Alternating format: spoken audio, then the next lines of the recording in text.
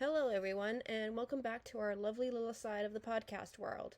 Today, we are bringing some myths and legend to life, from the big screens to the classic stages. From what I've heard through Kat and I's back and forth texts, I have a feeling that our stage myths are going to add a lot of drama to the conversation today, so we'll be keeping the silver screen stories shorter in length. As for our interesting facts to start off the episode, I'm going to go all the way back to 1939 when The Wizard of Oz was released. We see snow effects all the time in movies, and I got to experience some firsthand for myself when I was a figure skating elf in Santa Claus 2. The crew's number one rule on the set for the children was to not attempt to eat the toxic snow. But thankfully, it was not as toxic as it could have been. In The Wizard of Oz, the snow that falls on Dorothy and her friends in the poppy field was made out of a substance that causes widespread panic today: asbestos. Well, they The didn't. Yep. The toxic Oh white my, flakes weren't only used on that set. It was in fact a very popular form of fake snow everywhere in North America and Europe, including in people's homes. okay, I swear every time I hear about a kind of like material or substance being used on the set of Wizard of Oz, like so much of it I feel like was toxic. Like the paint that like the Tin Man was Yeah. like painted. I've heard that was toxic too. I haven't fact checked that, It but was. They actually had to replace the actors for the Tin Man because no. the first actor had to go to the hospital because he was breathing in, like, they actually put like real tin in stuff into the paint, like, and used Bro, that. And so he was literally breathing in tin and had to go to the hospital. And then they figured out a different way of painting for the second actor. okay. Like I was gonna say, if they use the same paint twice, I was gonna have a lot of questions. But No, they did fix the paint. oh, And I actually had a note like at the end saying like these poor actors just couldn't get a break from almost being killed because the lady who played the Wicked Witch of the West, she also almost got killed when the elevator that they were using for her scene like at the beginning of Munchkin Land. yeah. One of the times when she was going down and then the fireball was supposed to come up, they timed it wrong and she had to be No. rushed to the hospital as they had to try to get all of the paint off of her to in order to like help her heal her burns because like the green paint was literally basically melting into her skin. Oh my word. Like, seriously, okay, are we sure? Are we super, super sure that the entire making of the like OG Wizard of Oz, are we entirely sure that that wasn't someone trying to make a hit on that entire crew? Are they okay? I Like, mean, oh, oh my word. they had issues Just everything afterwards. on that set was trying to kill them. How did they stick that out? Uh. I have no idea. As soon as you said Wizard of Oz, I was like, come on, not again. Yep, yep. Oh my So they word. literally just laid in a field of asbestos. Was that one of your cursed movies, The Wizard of Oz? Because it sounds pretty cursed to me. I was going to do Wizard Oh, of Oz, but then I decided not to because I found four other films that were just as interesting or even better. oh my word. But yeah, so Kat, what did you find for your interesting? My interesting fact didn't get anybody killed, or almost get anybody killed at least. No. My interesting fact was we're talking about Macbeth for mine, right? So there's The Witch's Curse in Macbeth. It's fairly relatively famous. I had the quote right in front of me like 2 seconds ago and I closed it because I was like, oh, I don't need to quote it, but I kind of do want to. Here it is. So the witch's curse in Macbeth, where it like spells out like what they put in their potion. One of the times where they spell out like what they put in their potion, right? Eye of newt, toe of frog, wool of bat, tongue of dog, outer spork and blind robe's sting, a lizard's leg and owlet's wing. For a charm of powerful trouble, like a hell, broth boil and bubble, double double toil and trouble, fire burn and cauldron bubble. Is the line, right? Yep. Sounds super duper creepy. Eye of newt, not actually a newt's eye. What is it?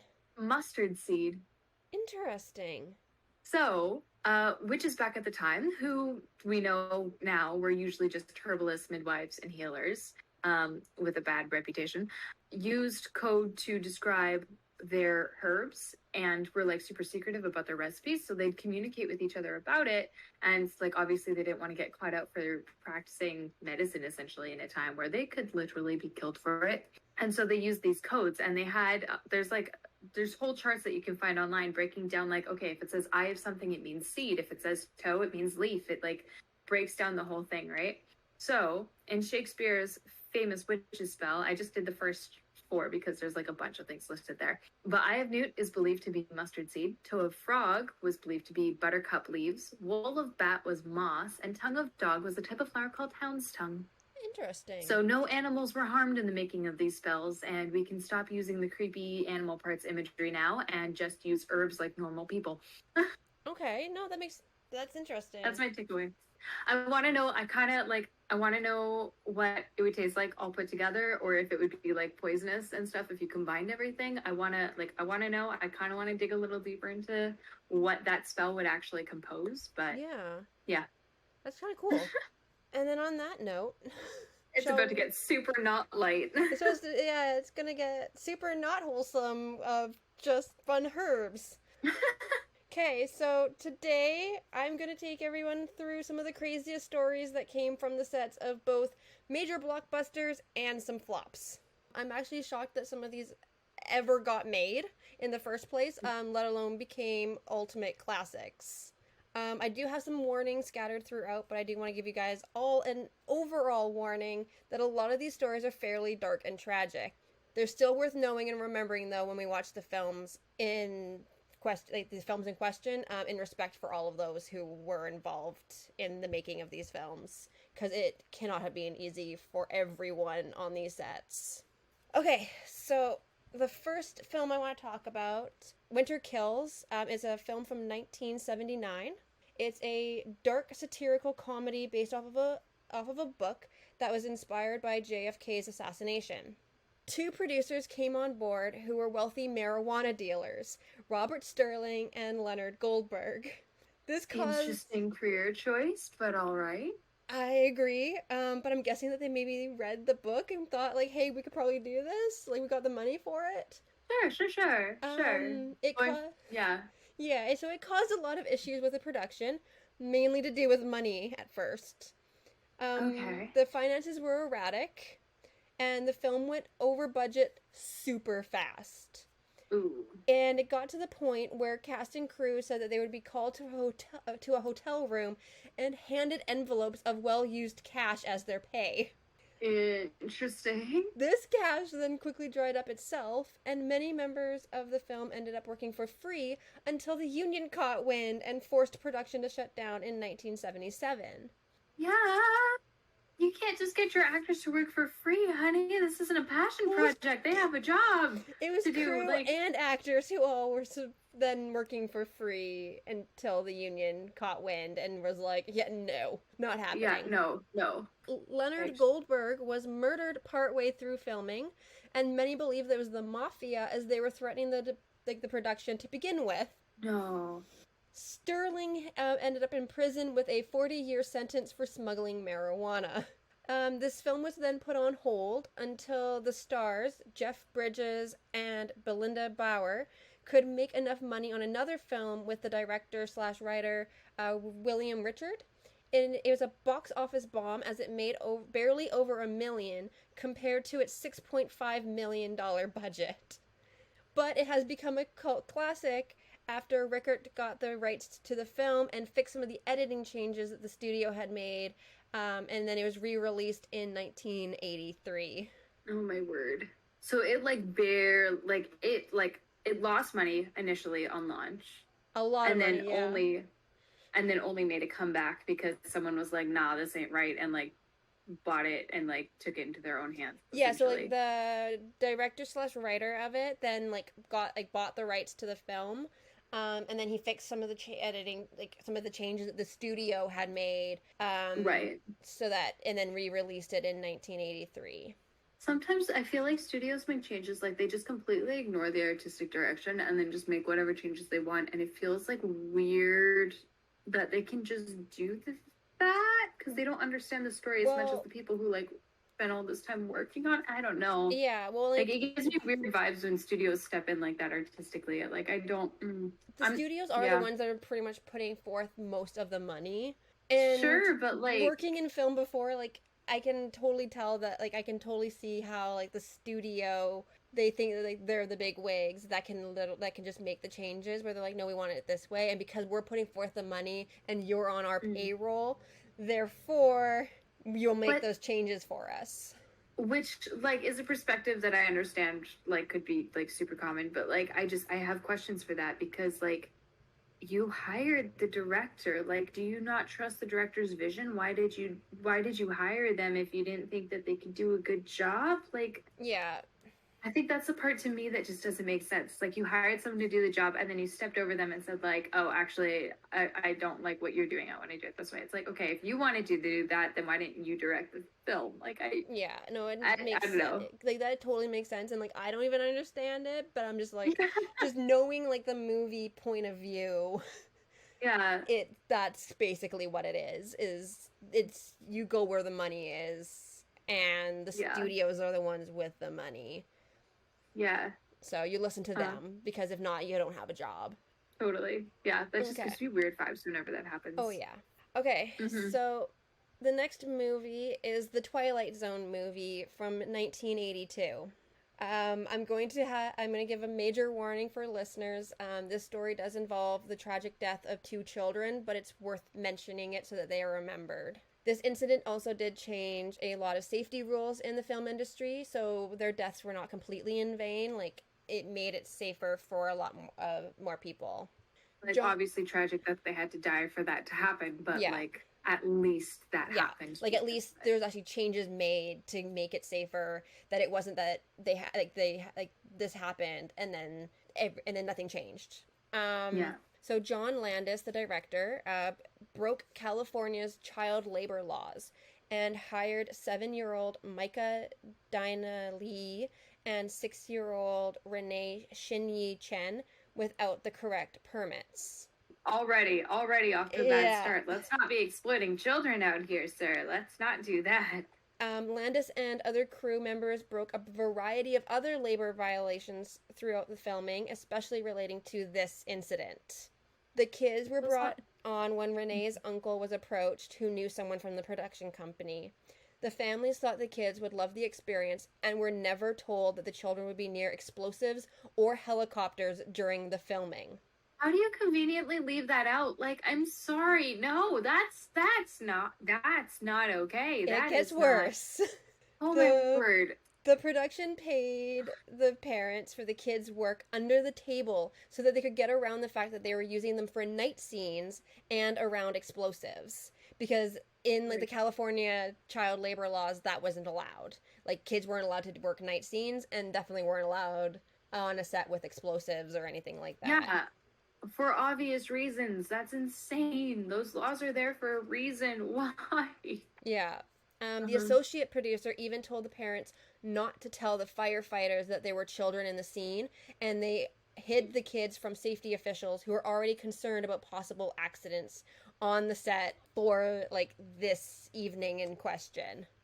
What the hell? No, you... Okay, no, okay. Oh my god. Okay. I don't even know how they hid the children, though, because the scene called for Vic Morrow, who was like the main actor, to carry the children out of a deserted village and across a shallow river while they're being pursued by a hovering helicopter carrying American soldiers. Like, the kids were very evidently in the scene for when they were actually filming it. Right. So how could you hide them? Like, the safety officials should have been able to see that. Like, that's... okay, so first of all, the direction to hide children from safety officers is fucked up. Like, what if something did go wrong? Like, well, I mean, like, obviously, I'm assuming that this is where this is going now, but, like, the firefighters would have no chance of finding them because they wouldn't know they were there. Like, even, I work in a library, okay? Like, comparatively, not a terribly dangerous career. And even we have to let each other know where we are at all times, because if something happens, we need to know who's in the building and, like, who's not and who needs to be pulled out if need be, right? Like, to not include children on that list is insane. Like, this is not a very smart set. You don't say. So the helicopter is being piloted by a Vietnam vet named Dorsey Wingo. A special effect device called an air mortar was under the helicopter. Wingo was to hover over the mortar and then turn the helicopter 180 degrees to the left for the next camera shot. The mortar went off when the tail rotor was still above it, causing the rotor to detach with the explosion of air, and the helicopter lost control. At the same time that this happened, Morrow had accidentally dropped Renee into the water and was bending to pick her up when the helicopter came down on top of himself and the two children. Oh. Morrow and Micah were killed by the helicopter's main rotor blades, while Renee was crushed by the right landing skid. All three died instantly. Baby, like, And I'm not gonna go like I'm not gonna say it, but and go into like the detail about how Morrow and Micah were killed. But from the fact that they died from the helicopter's main rotor blades, I'm pretty sure everybody can kind of yeah, piece together what happened. what happened. But because there was a kid, I don't want to outright say no, it. fair. Like it's we can leave it there. That's 7-year-old kid. That like okay, at least at like, it's my heart is just like has just plummeted that that's how they went out. But at least they at least it was painless. Like at least Hopefully, if it was instant, then they didn't have to feel it. Yeah. That's like my one seed of like just consolation, I guess. Like it's just that like, oh man.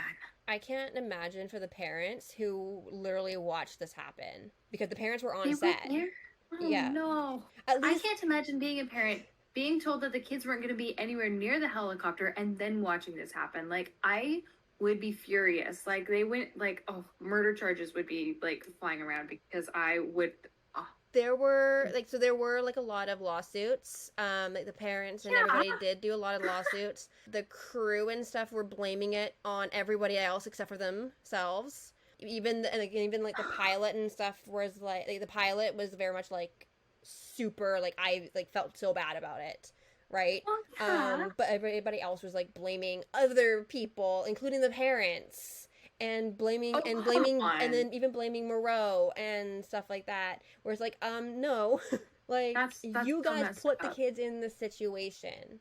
Yeah, that's so messed up. That's so messed up that they would like to try to blame the parents after specifically not telling the parents that the kids were going to be near helicopters and explosions is yeah. And like even at this time, there were regulations that kids weren't technically allowed to be on the set with these kind of things happening. Like you're supposed to be that you film this, then you film with the kids, or vice versa, right? That you and then just figured out how to splice it together. But they didn't listen on this one. Regulations though were changed soon afterwards, as there had been new regulations about aircraft safety during filming, but these didn't include helicopters. So the new regulations about aircraft safety became to include all types of aircrafts rather than just like the few. Like I don't even know how this got through without like including all types of aircrafts possible. How?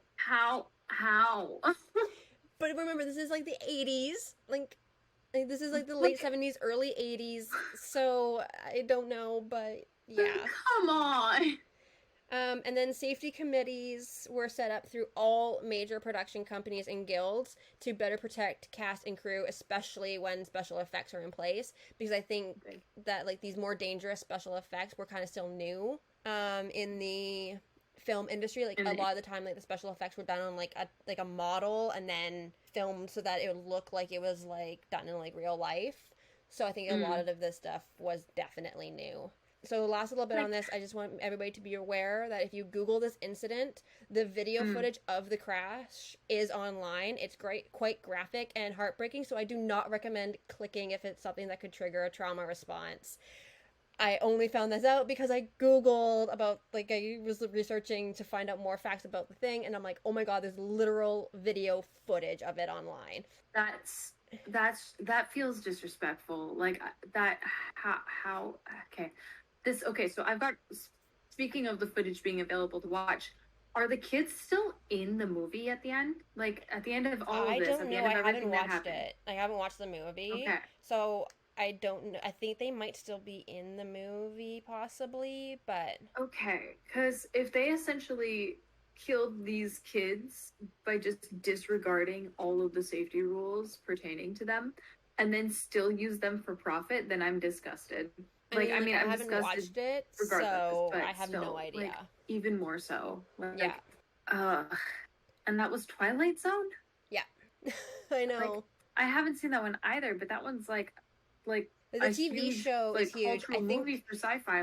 I think I know this all the movie like bombed. Like this actual movie ended up bombing in theaters and stuff, or like however it got done. yeah. But yeah, I man, yikes. yeah, Lots of yikes. not too much happier on a Mm-hmm. note. The next movie I want to talk about is The Crow from 1994. Mm-hmm. This movie is based on a comic book that is a supposedly cursed set that hits a little bit too close to home with some of the current issues surrounding the set of Rust with Alec Baldwin. I've actually seen Um, this one. so it's mostly famous for the on-set death of Brandon Lee, Bruce Lee's son, when a prop gun had a live round rather than blanks. As with the Rust shooting, there were mistakes made by multiple members. For some reason, the weapons master was called away from the set on the day of shooting the scene, where a character called Fun Boy shoots Brandon's character. The prop master filled the gun with blanks but never checked the barrel. When quote unquote Fun Boy shot the weapon from a close range, the live bullet hit the stem of Brandon's aorta, which is a mortal wound. Several blood transfusions later, he passed away. There were 8 days left in filming, so they rewrote scenes and filmed as little as possible, using the stunt double as well as early forms of CGI when absolutely necessary in order to get the film finished. The actor who played Funboy, Michael Massey, was haunted by the incident with Brandon Lee and lived with his guilt even though he wasn't fully to blame for what happened. His statement was that it shouldn't have happened as he wasn't supposed to be holding the gun at the time of the shooting, but that the director had changed things last minute. Huh. But this film was having issues from day one. So Like this is what? just a list of all of the incidents basically that happened on set before this incident. Okay. A crew member was driving a cherry picker to set up lighting when he crashed into a ditch. While trying to move the cherry picker, the crew member was lifted up too high and he went right into an electrical pole. All his organs were fried, but he somehow managed to survive. He was 26 and had a pregnant wife. But he did survive. Oh, I'm glad he survived, but still, like, yeah, Like, that is a ow. lot for that young of a person. On the Oh, third man. night of the film shoot, a prop truck caught on fire with no explanation as no one was near it at the time. What? Okay, this does sound very cursed. Like that's Yeah. how. A stuntman almost died while preparing for a scene when he fell through the rooftop set. He luckily walked off with only a few broken ribs. Ooh, that's lucky. A second crew member was electrocuted when he was working on one of the metal set buildings with a grinder and got too close to the power lines. He was burned on his face, hands, and chest. Ouch. Throughout filming, the crew battled Mother Nature as well. They were filming in North Carolina, which is usually balmy, but instead they were working through freezing cold temperatures and a hurricane ripped through, causing a lot of damage to the sets. Like, this movie just had, like, everything hitting it. Seriously, at what point do you just go, you know what? Listen, I know we put a lot of money into this, but, like, maybe we should call it a day. Like, maybe this is a sign. Apparently you don't in the film industry. Clearly, holy. Okay, next up is one that I'm pretty sure everybody will know this movie. Titanic, 1997. What was first on Titanic? So it's a classic movie and one of the all-time highest grossing box office hits. Hell, there's even a board game based off of the movie that was released in 2020 where you can play as Jack, Rose, Cal, Ruth, or the captain to try to save as many passengers as possible before the ship sinks. Yes, spoiler alert, the Titanic sinks. What? My It's mom kind even of dark. Who came up with that? hello, we played like H.H. Holmes' Murder Castle or Stalking or like the Jack the Ripper one. Like, listen. we can't talk about dark. That's an act. Okay, those are intentional acts. Titanic was an accidental tragedy. Everyone involved was innocent, except for maybe the guy who ignored the warning about the iceberg. But even then, probably still relatively innocent. Probably didn't deserve that. H.H. Holmes we can play and make fun of. Then also we escape in the H.H. Holmes games if you play well. Oh no, it's like, yeah. Yeah, you can, or you can get killed by H.H. Or Holmes. you lose. And then the Whitechapel one, you play either as Jack the Ripper or the police officers. So either you can get away with the murders, or, but yeah. So yeah, spoiler alert: the Titanic sinks. My mom has a great story about when she went to go see it in theaters, and someone actually cried out like, "Oh my god, the ship sinks!" And everybody's like, "Where the heck have you been?" It's okay. That's always the funniest to me when people like act like you can have spoilers for the Titanic, besides for like the fictional stuff, obviously. But when they're like, when the people don't realize that like that actually happened, that Yeah. is the funniest thing. So yeah, Because it always comes up in things like that. yeah. So yeah, this movie makes my list not just because I'm obsessed with the history of the ship, but because it had a ton of problems on set, including a chowder incident on the last day of filming in Nova Scotia. But we'll get there. Oh no. First, I want to mention that this was the film that cemented the reputation of James Cameron as the scariest man in Hollywood. He was a perfectionist and super demanding. This is a man who literally dove down to get real footage of the sunken ship and then had a massive, nearly identical model built all during pre-production. Okay. I mean, that's bold. So like they were already like very far in budget-wise before like anything was really happening. Yeah. Kate Winslet actually chipped a bone in her elbow during the filming. And then she was also terrified of the 17-gallon tank that they shot the sinking scenes in, as she had a fear of drowning. She also admitted to being just as terrified of Cameron himself. They cast a woman with a fear of drowning in the Titanic. Apparently, yes. What in the hell, Hollywood? I guess it wasn't on, like, the questionnaire, like, check yes or no if you're afraid of drowning? It's the Titanic! She has a fear of drowning? Are you kidding me? I mean, maybe she didn't realize that she would actually be in, like, a whole tank of, like, whole tank thing. The Titanic! I'm gonna lose it. What on earth? Are you serious? Like, her agent did her dirty. Like, that's, like... Yeah. Like, I mean, she got, like, super famous from the role, but, like... Oh, that would be miserable. It gets more miserable for the cast. So the whole cast and crew got super ill throughout the filming, extending the shoot by about a month, as they got infection after infection due to spending so much time in cold water. They took that long to do the cold water scenes. Well, I guess it took. Well, I mean, there was a lot of scenes in the cold water. Was there though? Yeah, because like they're running through it on the ship at different points, right? I forgot about the part where it's floating the ship. That makes sense actually.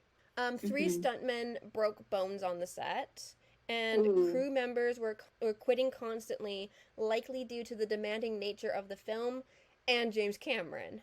Yikes. We all know the song "My Heart Will Go On," performed by Celine Dion, but we almost didn't get to know it, as Cameron was adamant that the score would be instrumental only and no vocals would be in the movie. The song was written and recorded behind his back, and then they waited until just the right time to share it with him. It took him a few listens before he finally agreed to put it in the film. This might be a myth, but I have heard as well that Celine Dion actually didn't like the song. She recorded it once, and that's the take that they used. Yeah, I think... Like, that was her trial run. Yeah. Paramount Pictures started panicking before the film was released, as it was already a large budget film, but it ended up costing $200 million by the end of the day. Their suggestion was to cut down scenes to make the film less than 3 hours, as they feared that the length would cut down the revenue. That people wouldn't sit for that long, right? No one sits for a 3-hour movie. I mean, we do when you look at like the Marvel movies. I'm making a joke because I'm a Marvel fan, and Endgame was like 3 hours long, and thousands upon thousands upon thousands of people sat through the entire thing. Well, I mean, I sat through it twice. Look at us, like when Netflix will just drop an entire season of a show, and we'll literally sit there for like 10 hours just to binge it. But people won't make like long movies. It doesn't make sense. But yeah, so Cameron refused, of course, like, and so we have the movie in its lovely 3-hour entirety. Yeah. I actually, when I finally watched it, I had to watch it in chunks, because I couldn't just sit, like I couldn't sit through it, like I didn't have the time and everything, right? And I remember actually like having a nightmare and stuff like that. The Titanic was literally like sailing over top of me in like the futon bed that I was sleeping in because it was super hot like that summer that I watched it, and just having this massive nightmare, and it took me like so long to get to the second half because I was just like freaked out that I was gonna have like another vivid dream as a kid. Yeah, that's fair. I watched the entire thing with like 2 or 3 other friends, like over the course of a sleepover. So we watched the entire first half, hit the intermission, and I was like, all right, that was weird ending, but okay. And then they were like, no, it's not done. There's a second VHS. And I was like, are you kidding me? Yeah. It was like, and that was in my like not like other girls phase, like and like early high school, late middle school. So I was like, this romance is boring. I don't care anymore. I want super spies and heroes, please. Thank you. I mean, they kind of become like super spies ish. Like, like they are like trying to hide from the crew and stuff on the film. So like I appreciate it in retrospect. Like I appreciate it in retrospect, and I think I've watched it again since then. But like, yeah, at the time, I remember being like quietly fascinated, but outwardly like trying to put on this persona of I'm super bored with this. This is way too girly. yeah. Okay, so one more fun fact before we get to the chowder incident. So the scene where Jack is drawing Rose, it is actually James Cameron's hand doing the drawing because Leonardo DiCaprio couldn't draw worth shit. And what's actually funny is that Leo is right-handed, but James Cameron is left-handed. So literally it's the left hand doing the drawing, even though Leo was clearly right-handed, because I think he actually used like writing stuff during like the actual film. So you can see that he's right-handed, but then there's a left-handed person doing the drawing. That's hilarious. I was just thinking back to that scene and trying to think if you could see his his hands and his face and at the same time, and if the no, not at all during that scene. Okay, because that would have been really funny. Okay. So on August 9th, 1996, Cameron and about 50 crew members were all rushed to hospital after they had a seafood chowder for their midnight lunch on an overnight shoot. At first, it was suspected to be food poisoning, but then it came out on August 28th that they were all literally poisoned. Wait, what? Yes. Someone had added the drug PCP into the soup. What? Actor Bill Paxton had originally planned on eating his own food in his trailer, but made the last-minute decision to eat with the rest of the crew. He reported that it didn't take long for the drug to take effect, and that the entire group had such different reactions, from panic attacks to laughing, crying, throwing up, or a mix of them all. Okay, first of all, unluckiest decision that he ever made.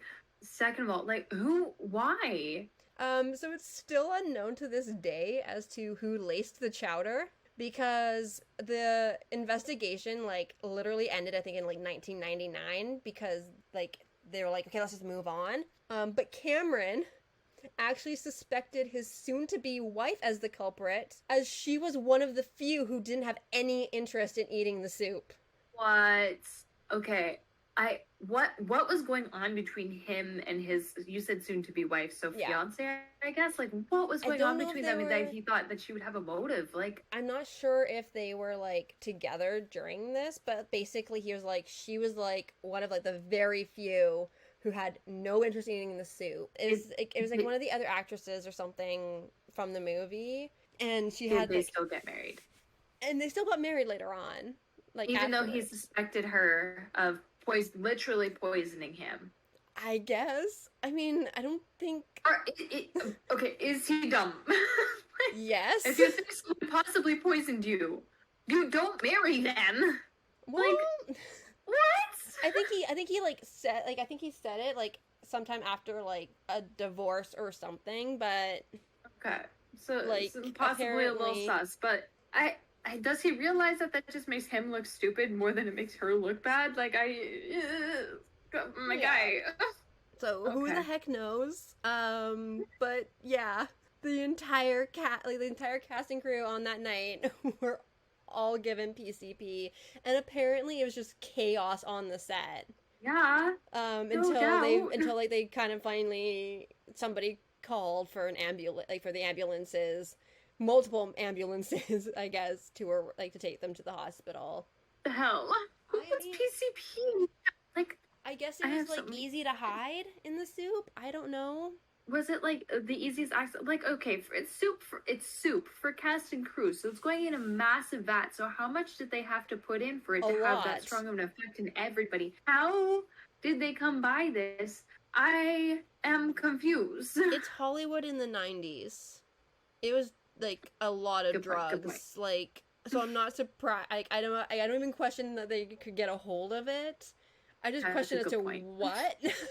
Like, I mean, like, were they mainly maybe trying to like take out Cameron? Like, Hollywood in the 90s, was it maybe meant to be a prank and they got the dosage wrong and it had way stronger of an effect than they thought it would? maybe, but I mean, I don't know. I wasn't on that set. And they just like stopped, they just gave up investigating that. Yeah. Oh, to be a fly on the wall in history. What? Yeah. I have questions. So do Some I. For like almost all of the like all four of these sets, I have questions as to what the heck were people thinking. But yeah, shall we move it on to a lighter-ish note? Sure. So hang on, I lost count of your movie sets. So is that all for it? Yeah. Yeah. Because you said, yeah, okay. Yeah, it was Winter's Kill, Twilight Zone, The Crow, and then Titanic. I could have done like a lot more. Yeah, there's so many cursed movies. There's Like, I think it's like there's like over 20 movies that are considered to be cursed. And then there's a pile of movies as well where people in real life have died while watching the movies in like theaters and ooh, stuff. thanks. So like, there's like a lot that like we could cover, but I was just like I'm just gonna take these like four that are kind of more interesting, and then I figure that like most people probably hadn't heard a lot about them. Mhm. Four big ones that aren't necessarily wildly known stories. Yeah, like everybody knows about like The Exorcist and stuff like that, and like Yeah. those Well, curses, but haunted movies, I feel like it's easy to throw the word cursed at them because, like, they're already dark and scary. So it's not like that far of a stretch to think that the set would be dark and scary and have like crazy things happening as well. So you're kind of like looking for it. And like, yeah, The Exorcist is cursed. It has like a big, like headline potential. You know what I mean? Like, it's like very clickbaity. So people like look for those kinds of stories when they're going to report them as well. It's a little bit confirmation bias, but to hear it from like the Titanic and like movies that aren't necessarily like, I mean, Twilight Zone and The Crow kind of are a little bit like darker. Well, I guess the first three are a little bit darker to begin with, but they're not like horror necessarily. yeah, like none of like I think The Crow's kind of like the closest to horror. I had like other ones like I think Apocalypse Now or something had like massive like storms and stuff that or something that kill people. There was one film that actually never got made because the four leading men like they had like four possible leading men, and like each one as soon as they signed the contract or no, like or we got into like talks for the movie somehow like mysteriously died, so so the movie never got made because they literally went through like four different lead actors before they were like okay yeah no four's too many, See, like we're not even gonna bother anymore, like we can't keep doing this. right, like that's the reaction I expect when we talk about cursed movie sets. But to hear so many stories about like everything went wrong, people got hurt, people died, and we just kept going, like, you know, YOLO, like let's get this thing done, you know, like it breaks my brain every time. Like I feel like more people should like kind of take a page from that book and just be like, you know what, four people is four too many. Maybe we call it quits here. Yeah. Like. Ooh. Well, that was even before the movie even started getting made, so they were at least smart enough to be like, okay, yeah, no, there's something wrong with this. Let's just not even bother putting anybody else at risk. Yeah, just bad start. Time to call it quits. Yeah. All right. Oof. Wow. But so now we can go on to the Curse of Macbeth. Yeah, so much lighter. So much lighter. It is actually quite a bit lighter. Ashley, what do you know about the Macbeth curse? I just know that you're not supposed to say the name Macbeth anywhere like inside or near a theater, basically. I don't know exactly why. Like, I know like there's like like the rumors of curses around it, but I'm like, I don't know exactly why or anything. Sorry, we'll get into the rules for it in a little bit, but we're going to start with the history. So let me take you back to the early 1600s. James VI is the King of Scotland, and he is obsessed with witchcraft. There was one theory that I found that said that this was compounded by his mother, Mary Queen of Scots, being violently executed in response to a plot on Queen Elizabeth's life. Don't totally know why that translates into witchcraft, because witchcraft had nothing to do with her story, but you know what? Trauma does strange things to people. So, I mean, it's like, a theory. I would be, like, addicted to witchcraft, too. I don't know. Like, wait, was he, like, into it, like, in, like, a good way? Or, like, into it... No, this is, like, the start of, like, the actual, like, witch trials, isn't it? It's witch trials. It's in a witch trials way. He is not pro, like, Wiccan lifestyle. He is burn the witches. Like, he is... So he's obsessed with it in, obviously, like, a very dark, negative way. Like, this is, like, you know, Great Britain, essentially, in the, like, the 1600s.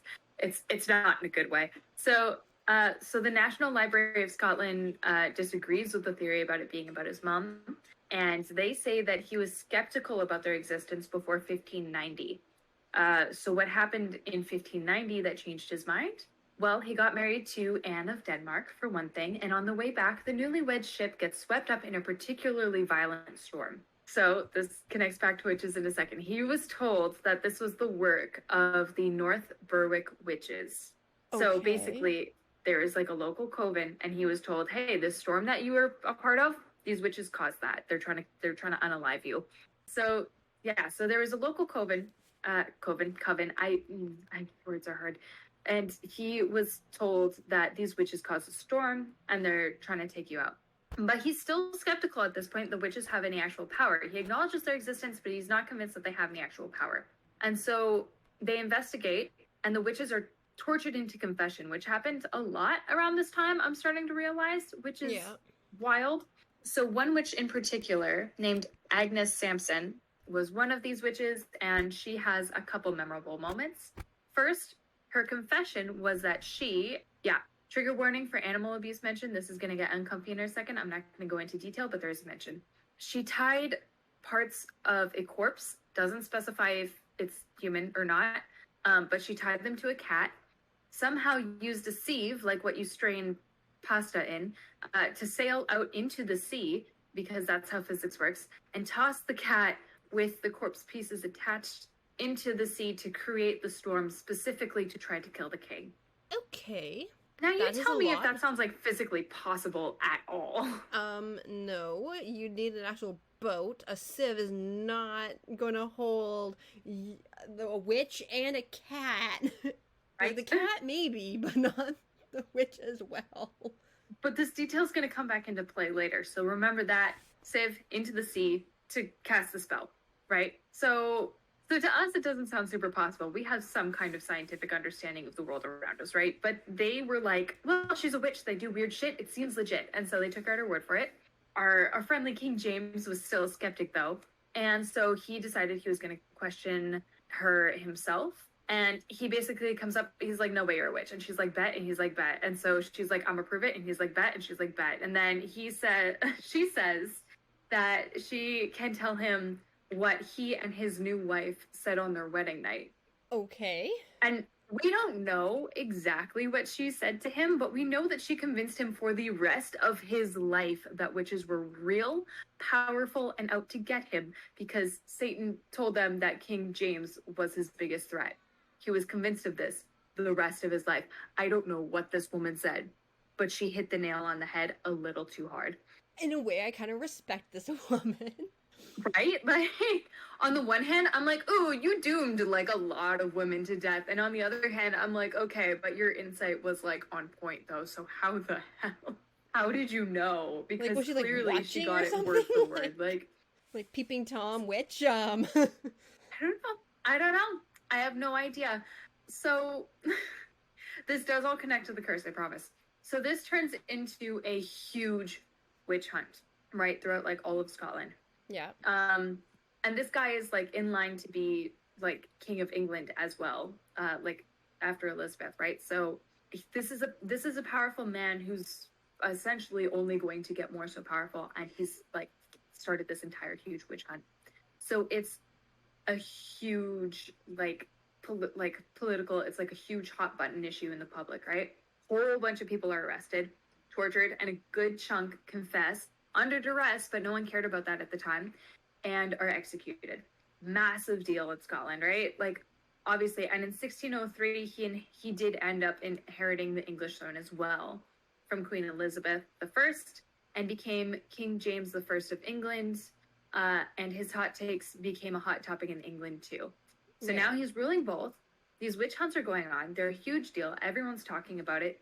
What is art going to do? It's going to imitate life. So, yeah, so the pop culture of the day became very anti-witch as a means of accommodating him, and England's fear of sorcery grew. And Macbeth was a part of this wave. Macbeth is not the only play that we see around this time that treats witches as like these scary, like monster sorts of creatures rather than women who knew a lot about herbs. Yeah.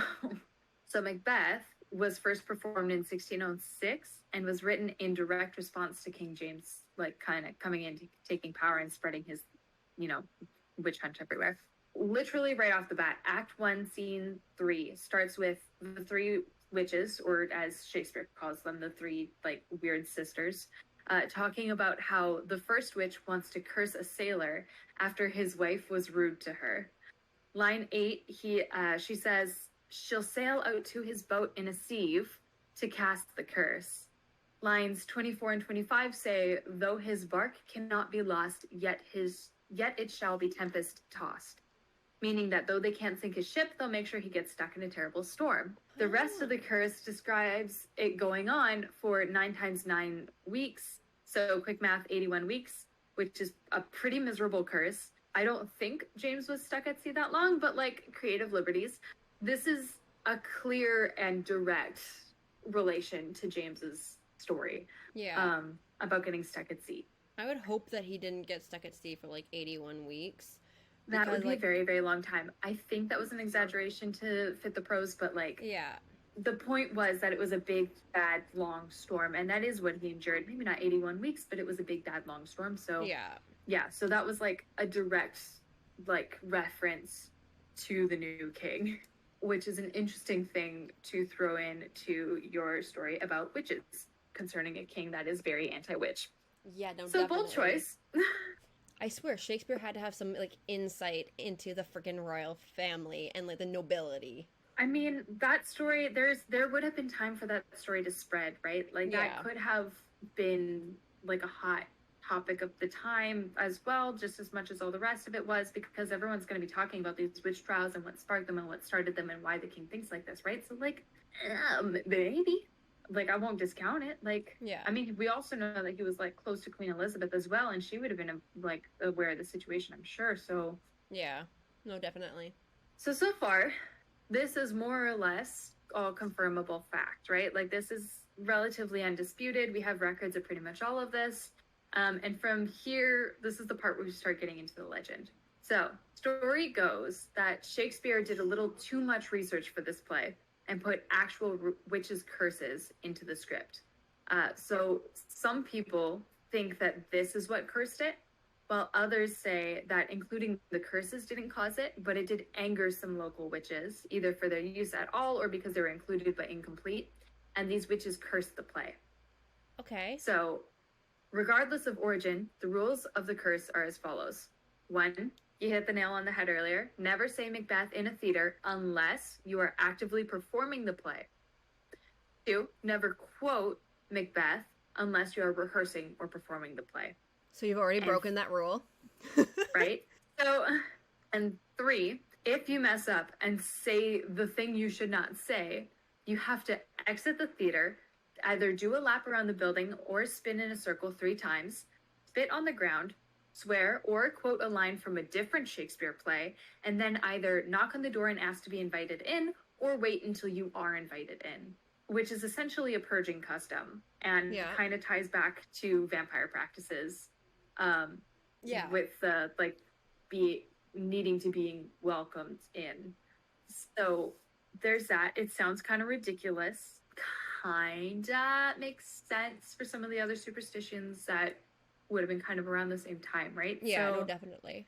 Or maybe like a little later, but So as to the effect of the curse, the story goes that like the effect of the curse isn't like clear cut in every single situation.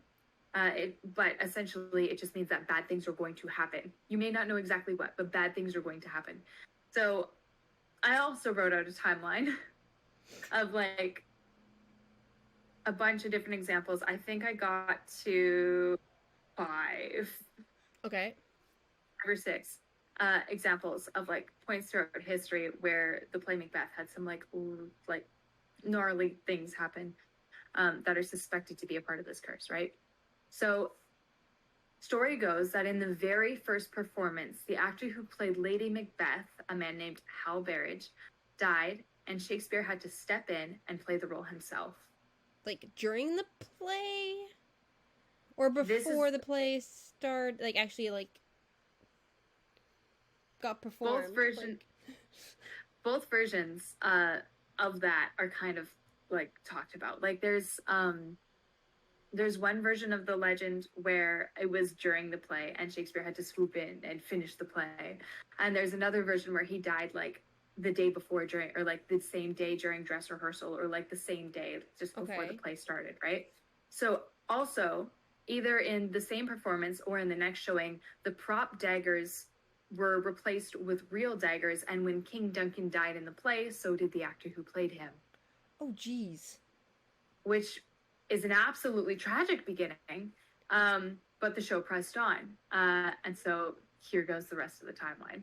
So, and we'll come back to that story in a little bit, but in the meantime, here are other confirmable facts about things that happened during plays, like during runs of Macbeth.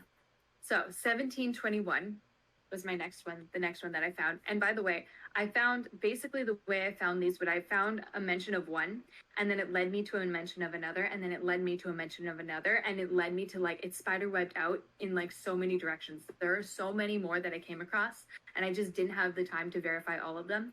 So these are just the ones that I took the time to verify. Okay. There are so many more. I'm not surprised. Here we go. 1721. There is a riot at the Lincoln Inn Theater that broke out when a drunk earl cut across the stage to speak to his friend on the other side. The manager told him not to behave like that, and the earl struck him. He hit back. A fight broke out, quote, with swords drawn immediately. The ringleaders of the group were arrested, and the actors refused to perform without military presence. This was before there were police, so to speak, so let alone security guards. So it was the King's Guard acting as their protection. This is during a performance of Macbeth. Okay. First of all, the actors are on the stage. First of all, that is not proper theater etiquette. It's almost as bad as plugging in your cell phone to to the stage set, like somebody has done before. Oh, what's this outlet? No one needs this. Unplugs it to plug in their phone. Lights go down. No, it was like on the set or something, and somebody like just plugged in their phone during the performance. That's so disrespectful. What? My mom and I even like were at like a performance for The Diary of Anne Frank, and it was like in this very small theater. Like there's only like 25 seats or so. Right. Okay, and so the actors are like literally like on the floor, like right in front of you in the seats. Somebody walked right through where they were performing to find a seat on the other side of this little like room. No, we don't do that. That's... I'm like, I was almost gonna like draw like a sword on them because like rude. Yeah, that's so rude. That's insane. But like also, why were they allowing them to bring their swords? So that was like common practice. Like this is 1721, right? Yeah, but like so, still, like you don't bring your sword to a theater show. It's kind of like open carry at that point, though. Like, you know what I mean? Like, it's not like, I mean, we're in Canada, so that's like not really legal here, but like, it was kind of a cultural thing. Just everybody had one. I don't know, but it was also a cultural thing that like nobility, like the fancy, the up and ups were allowed to like sit, like the front row seats were like on the stage. Yeah. Right. So this part was common. The uncommon thing was that he drunkenly walked straight through the scene to start talking to his friend on the other side, and then hit the manager when the manager came up to tell him no. So Yeah, so that's the first story. And again, there are other performances of Macbeth like throughout these. These are just kind of the highlight reel. So the second story also happens to be a riot. So 1849, we saw the Astor Place riot in New York. American actor Edwin Forrest and English actor William Charles McReady were both playing Macbeth at the time for like two different theater companies, and they both developed a bit of a rivalry, and they had some pretty intense supporters. Like, who can play Macbeth better? Like, yeah, yes, literally yes. So who is the like more insane of the two of them? Is literally their rivalry. Literally, it was just who's the better Macbeth, who's better at the role, who should be playing Macbeth. And I mean, if you think about it, like stuff like this still happens too. Like we talk about Six all the time. Like there is like a debate online about who's better between like the British cast and the American cast. This is kind of the same thing, but taken to like the next level. So McReady, being the English actor of Macbeth, decided to do a cheeky little American tour. Yeah, I'm serious. And walked out on the stage of the Astor Opera House to a crowd full of Forrest fans. Oh no. It was a heavily policed performance, and apparently for good reason, because they rioted when they saw McReady on stage. Over 100 people were injured and at least 20 people died. Like, did they not have like their playbill to tell them who was playing the role of Macbeth that night? Like were they told that it was going to be the American and then it just ended up being the Brit? I don't know. Or did they all go, oh, we know that the Brit is going to be there, and so we're always going to go, like, I'm confused. I don't know. Nothing I saw about it said that they were deceived in any way or that they expected Forrest. It was kind of like, I mean, this is so far back in history at this point. Like, it's I don't know the exact details of how this happened, but I frankly wouldn't be surprised if it was advertised as being McReady, because like I said, it was a heavily policed performance. So they probably knew that there was going to be public outcry, that it was the, quote, wrong actor. But like, I genuinely kind of think that these people showed up expecting to be angry, and then the crowd mentality took over and it just spiraled from there. Jeez. Like out of hand so fast. Yeah. The poor guy couldn't even put on his performance. He steps out on stage and everyone loses their minds in like the worst way. So the next performance that I've got is 1937.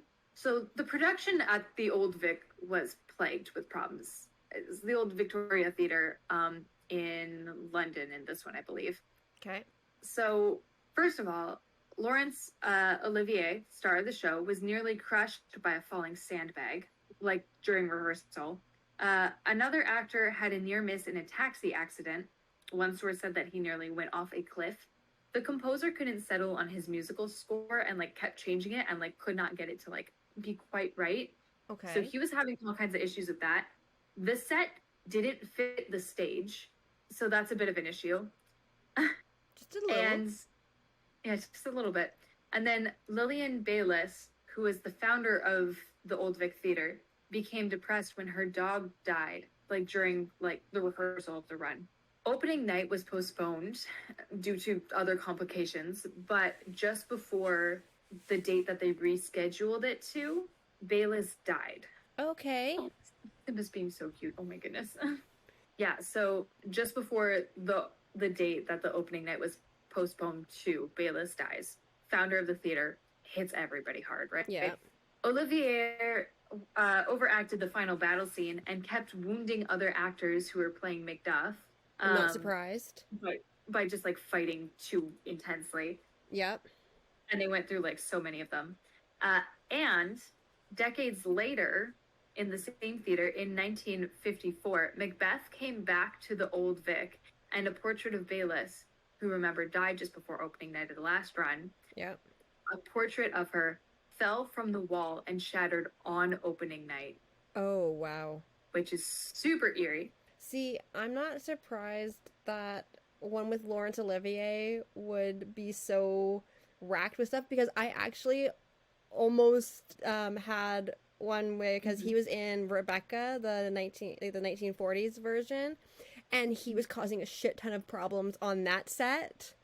because he hated the woman who ended up getting the role of Rebecca because he wanted his wife, Yeah. Vivian Lee, he wanted her to get the role. So he was a asshole to Joan Fontaine.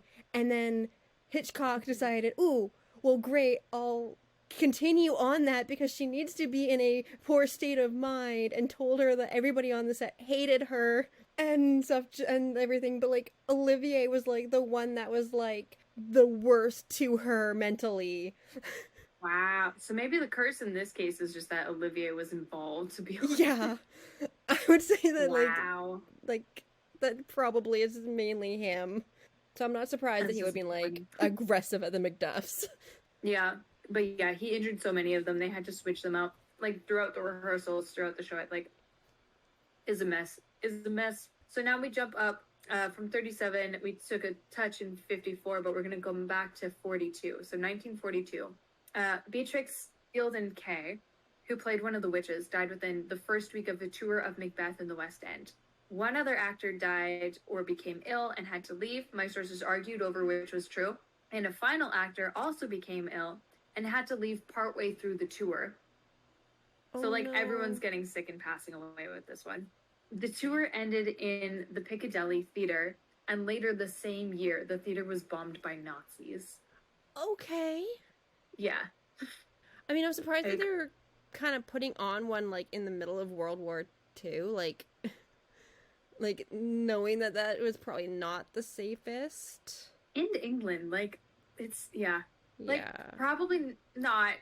Like, but that being said, like, in the middle of, like, one of the biggest wars of all time, kind of makes sense that people would want a little bit of, like, mental relief. Yeah. But also definitely, like, pulling crowds of people together all in one place is, like, maybe not the move. Yeah. But I mean, the Piccadilly's still going because Moulin Rouge is currently running in it. Yeah, like, it's rebuilt. Like, it's still going. It's still, like, I found information about them being bombed from their website. So they're still, like, around. But yeah, I just thought it was interesting that later the same year. That's crazy. So we skip forward to 5 years later in 1947. This is the last story that I've got as part of my timeline. And Harold Norman played Macbeth at Oldham Coliseum Theater. He was apparently a theater rarity who wasn't terribly superstitious. As, you know, Ashley and I know, and probably a good chunk of our listeners, theater people are notoriously superstitious, but Harold Norman kind of said screw it and did not care. Uh-oh. So this is a problem. So his story, yeah, so he apparently wasn't superstitious, but his story very much is. Because during rehearsals, he reportedly said the things that should not be said and ended up getting stabbed in his final battle scene. Like, literally stabbed. Literally stabbed. The weapon, like, it wasn't, like, yeah. So, literally stabbed by the weapon that he was fighting against in the final battle scene. The wound got infected, and he did die. Like, he passed away from it. Oh my gosh. According to an article by The Guardian, his ghost haunts the Oldham Theatre in a kilt, apparently still in costume and reciting his lines. Wow. Yeah. I kind of want to go on a ghost tour. I want to see if I can find him. There's a literal ghost story about the guy who didn't believe in superstition, and I find that hilariously ironic. That's kind of awesome, though. So, there were so many more stories, but it would take way too long to go through and confirm every single one. But this is your basic overview of the curse. And trust me, it does not take long to find more examples if you want to keep digging. There are even more mentioned in my listed sources. I just want to be able to get like a big kind of picture and like a better picture for what happened for each of them. So I didn't want to dive into ones that I couldn't follow up on. Yeah, no, definitely. So this is a lot of information. What do we do with it? Well, we can accept that the play is clearly cursed and follow the steps to purge our bad luck when we slip up. Or we can be boring and explain this away with science and facts. I mean, it's not like Macbeth is like the only play that has been cursed in a way. Like, like the Spider-Man musical had a lot of issues. Every single issue with the Spider-Man musical. Like, So it's not like Macbeth is like the only show that Mhm. has issues, but like definitely interesting that there's like the whole like that it's being like since it first started that the theory of it being cursed is like a major part of it. Like, so this is the thing. This is where we come in with the science and facts because I'm about to debunk a bunch of what I just said. Okay. So, this is where things get spicy, as if it wasn't spicy enough already. So, Dr. Anya, I'm going to butcher this last name and I'm so sorry. Dr. Anya Chauhan told Penguin Publishers that the play simply scared people when it first came out.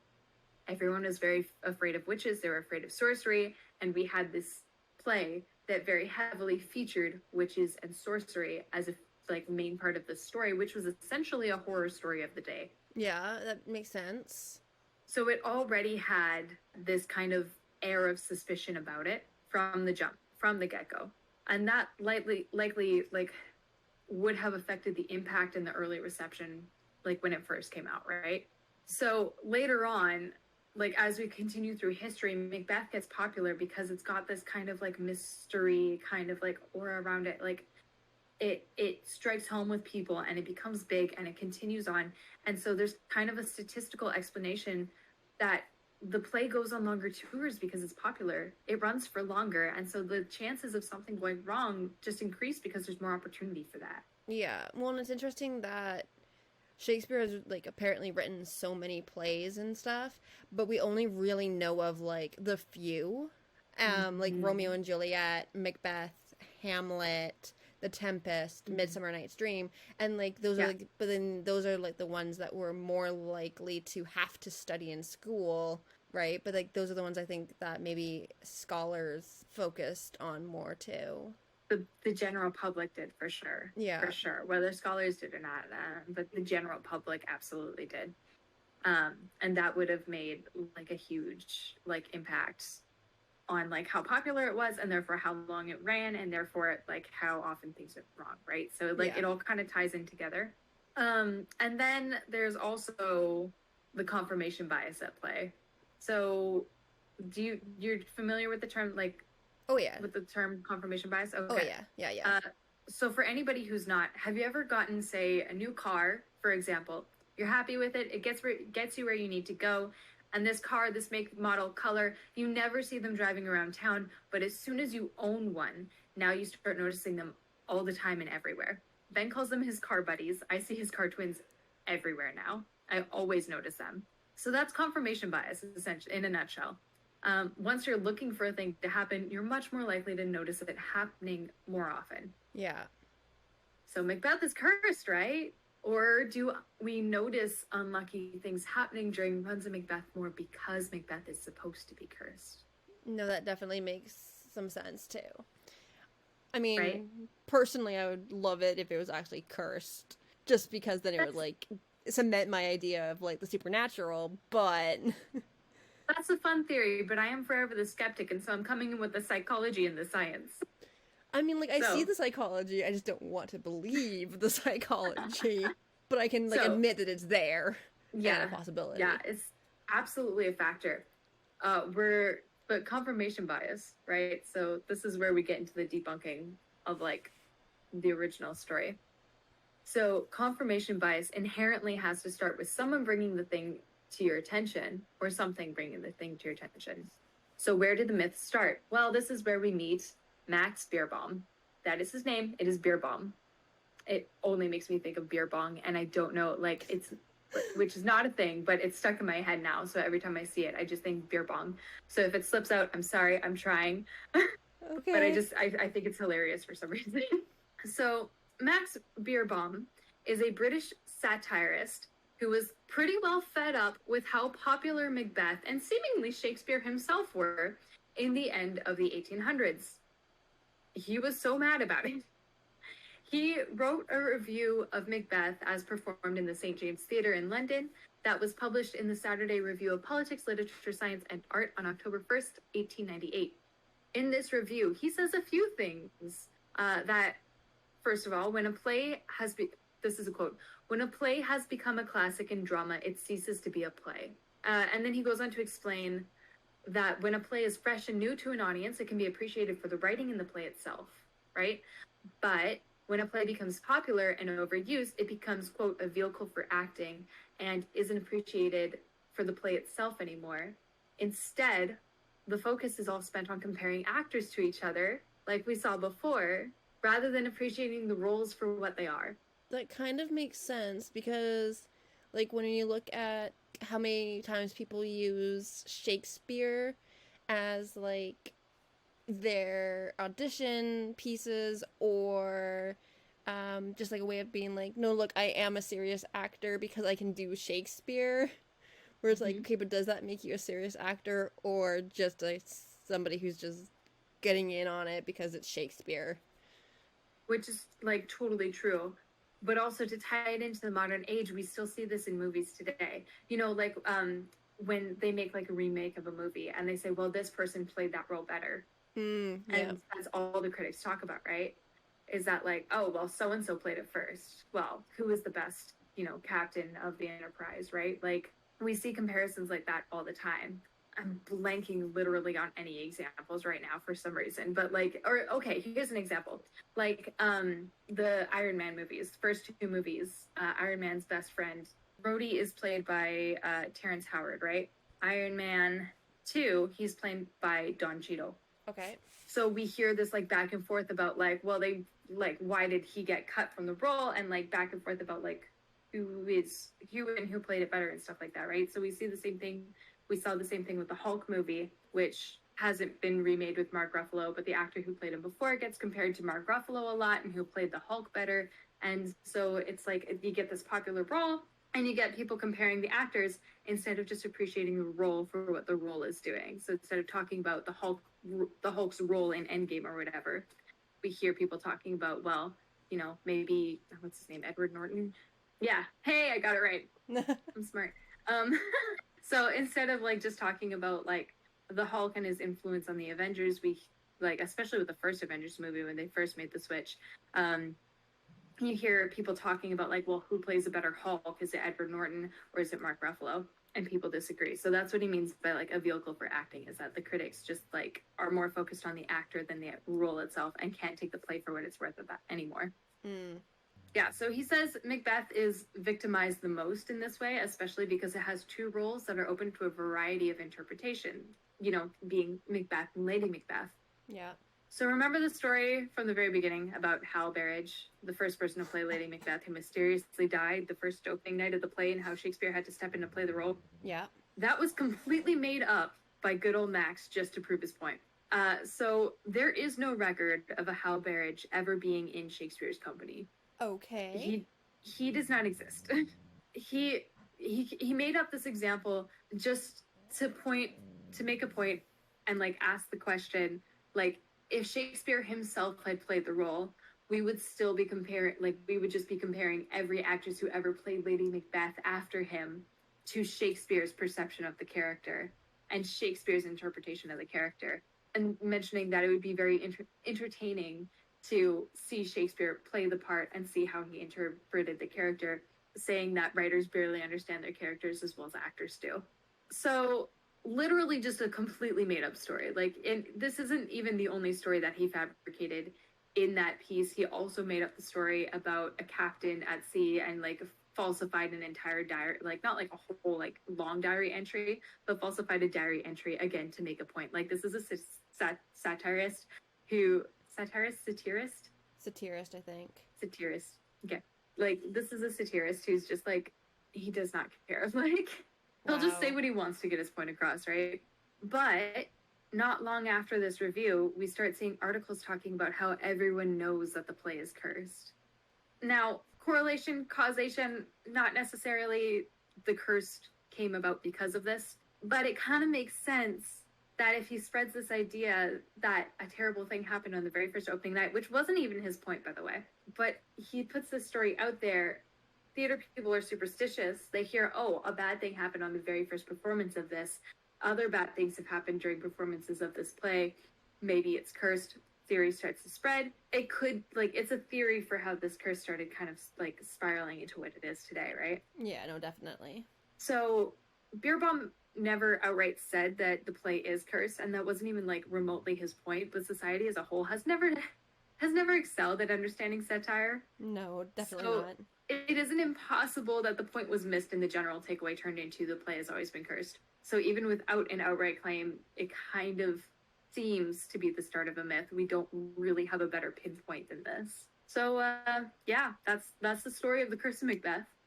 Yeah, take what you will from it. I personally lean towards the consensus that it's mostly just like confirmation bias and a self-fulfilling prophecy at play.